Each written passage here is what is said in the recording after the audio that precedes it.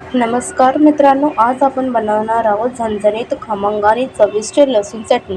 ही चटणी भाकरी, पोळी किंवा वरण भातासोबत अप्रतिम लागते. चला तर मग सुरुवात करूया. हे बघा, मी हे सुकं खोबरं घेतलंय. हा प्रमाण असलं पाहिजे, त्याच्याने मी हे बारीक कापून घेतले. हा एकच पाहिजे. हे बघा, मी हे तव्यावर तेल घातलं थोडंसं. आता मी यावरती सुकं खोबरं घालते. स्लो फ्लेमवरती हे भाजलं गेलं पाहिजे. आणि हे खोबरं आहे ना, जास्त भाजून नाही घ्यायचं, वरच्यावर थोडंसं भाजलं तर बसच आहे. हे बघा, खोबरं थोडंसं भाजलं आहे. आता मी ना लाल मिरची घालते, लाल सुकी मिरची. आणि आहे ना आधी मी ह्याचे तुकडे तुकडे करून घेते. आणि हे पण जास्त नाही भाजायचे, थोडेसे वरच्यावर भाजायचे. हे बघा, भाजून झालेत. आता मी गॅस बंद करते. आता मी एका प्लेटमध्ये काढून ठेवलं आणि थंड होऊ दे. थंड झाले. आता मी मिक्सरमध्ये घालते. आणि हे लसूण घेतलं एक अख्खं.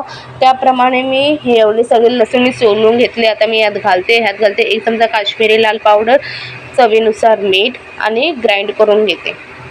हे बघा, ग्राइंड करून झालं तर तयार झालं आपली ही लसूण चटणी.